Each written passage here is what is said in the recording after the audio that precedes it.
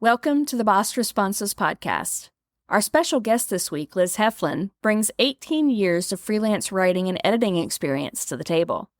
That experience translates to a solid understanding of the many nuances of running a freelance business, and she came on the podcast to share those with us. Today, we take a look at what happens when you decide to work with a client in spite of those red flags that pop up sometimes. What do you do when they end up being difficult when it comes to paying for the work? If you're a freelancer, business owner, or anyone who deals with clients, you're in the right place. I'm your host, Treasa Edmond. I've been dealing with clients and running my business for nearly 2 decades. And in that time, I've dealt with my share of doubt, imposter syndrome, and not knowing what to say when a client asks a question I wasn't ready for. I created this podcast to empower you with the boss responses you need to grow your business. Each week, my guest co-host and I will bring you 5 episodes packed with practical insights. Monday through Thursday, we answer your questions. And Fridays, we dive deep to explore how our co-hosts embraced their role as the boss of their business. Welcome to Boss Responses. Liz, thank you for being here with us this week. I'm really looking forward to our conversations. I am as well. Thank you for inviting me. All right, so let's just jump into day one question. And I'm going to ask you this one. We are starting the week out with you. When you end up taking one of those red flag clients that you know you shouldn't, and it goes as badly as you knew deep down it would, and you're not getting paid on time, what should you do? And this is the context they've given. The one time I got stiffed, it was for $400, which isn't a huge amount of money, but definitely enough to really make me mad. And of course, I had very much undercharged because I made every single new freelancer mistake with this client. Anyway, I repeatedly invoiced, contacted everyone I could find at the company, tried calling their accounting department, and eventually talked to an attorney who wanted to charge $500 for a demand letter. In the end, I let it go, but I still wonder if there's something else I should have done. Yeah, this is a really great question. And I should preface, I should say, I've been doing freelance for about 18 years, and I have only dealt with non-payment one time, but it was enough to learn a lot of lessons and to really feel the sting of it. So I was probably out about $3,000 by the end, which at the time just felt like this insurmountable amount of money. And I was so devastated by it. Yeah.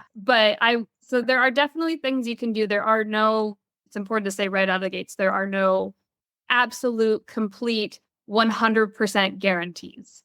There are safety nets that you can put in place to increase the odds that you will get paid and that you're not going to fall into the situation. But nothing is a 100% silver bullet. So first thing I would say is absolutely always work with a contract. That doesn't have to be something that you draft with a lawyer. It doesn't have to be full of legalese. It doesn't have to be like both parties signing on the dotted line.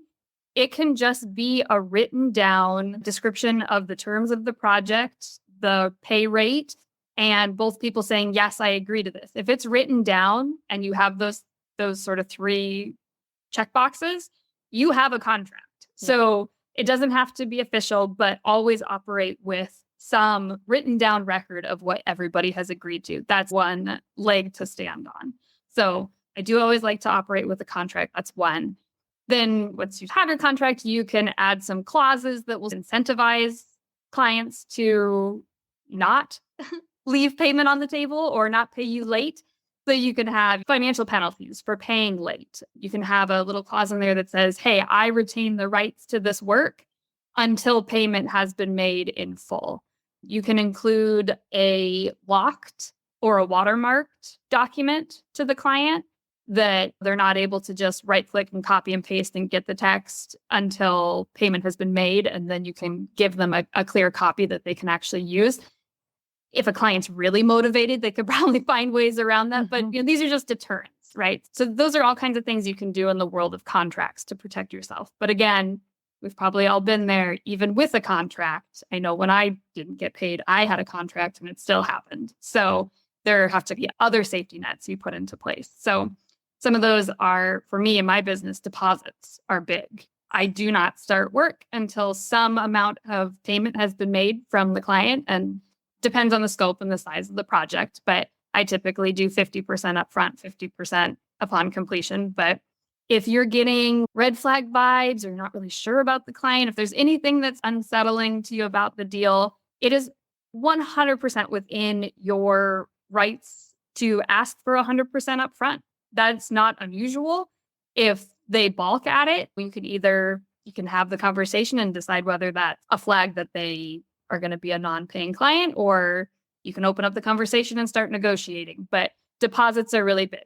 Not putting 1 ounce of mental effort or time or energy until some amount of money has been exchanged is really important, because it's just been my experience that if a client pays something, they will pay everything. The ones who are going to scam you outright aren't giving you a dime. So deposits are big. And this was a big one for me in the case where I wasn't paid. It was very early on in my freelancing career. I was very young. I started freelancing when I was about 18 or 19. So I was just a kid. You're a baby. I was just a baby.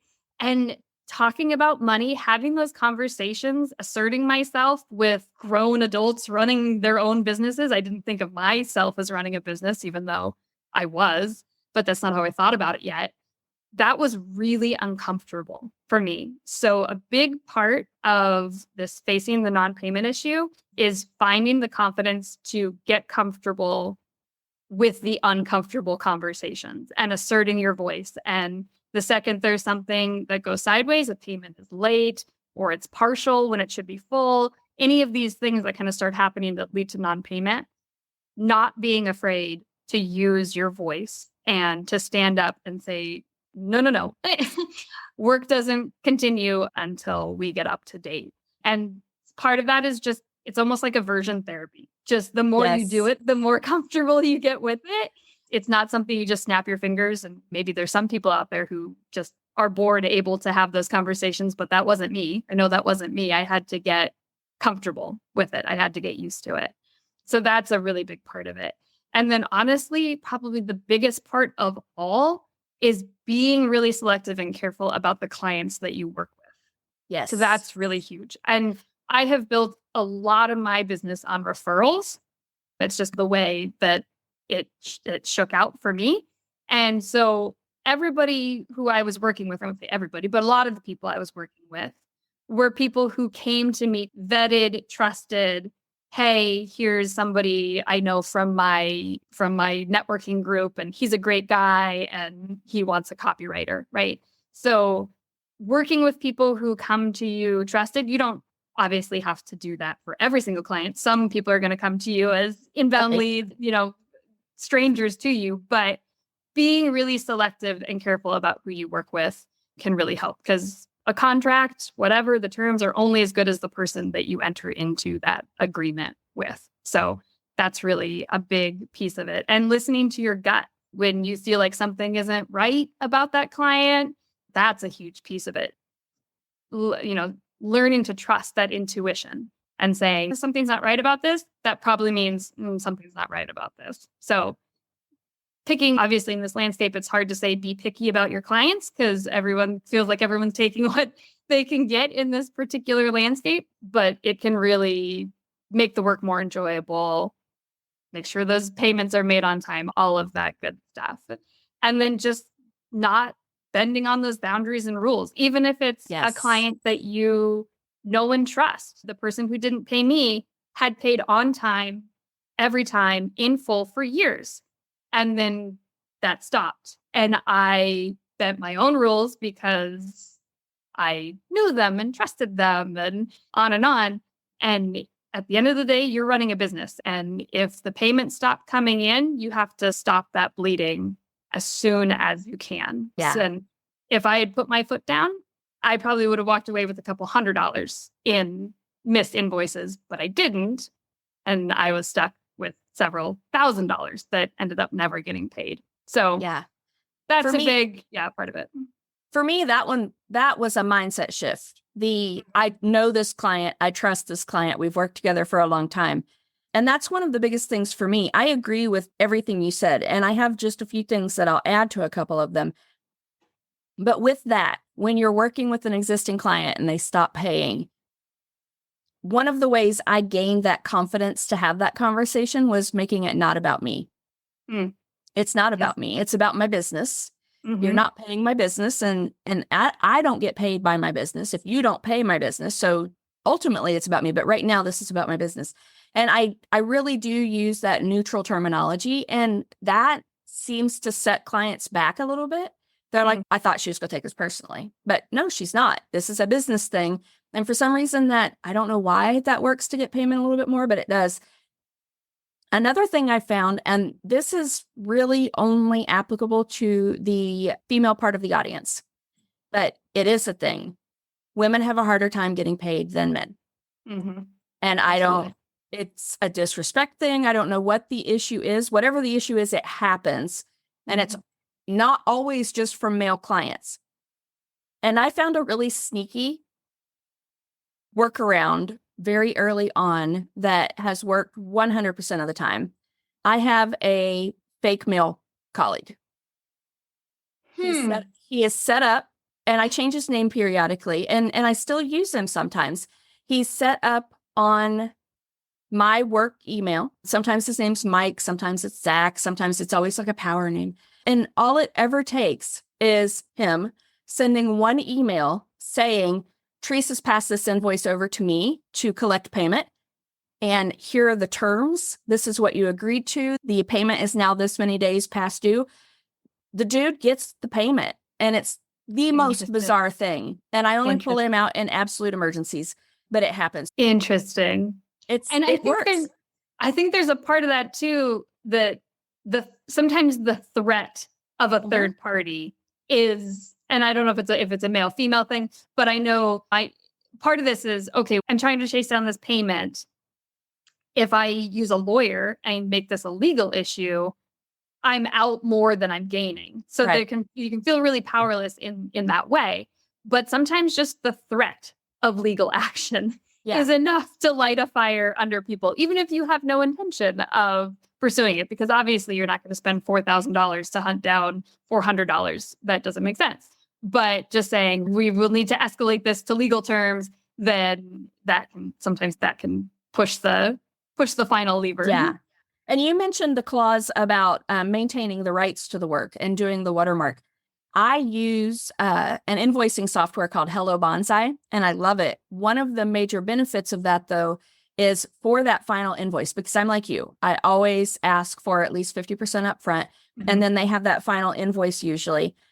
That final invoice, the project is attached to it, and it's not released until they make that payment, which is very handy. So I love doing that.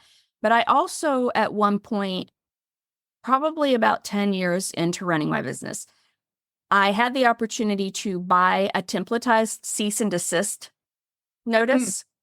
And because back then I wasn't requiring a deposit, and I had a couple of people who paid very sluggishly. They paid, but it was pulling teeth. Sure.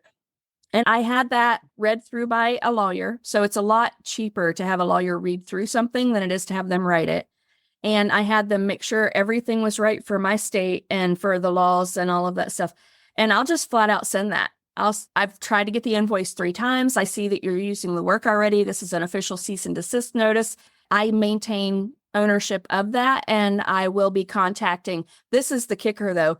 I flat out say I will be contacting search engines to have the content removed because of copyright infringement. And the second you say that, they're like, pay the person, because no one wants that ding. No one wants that ding.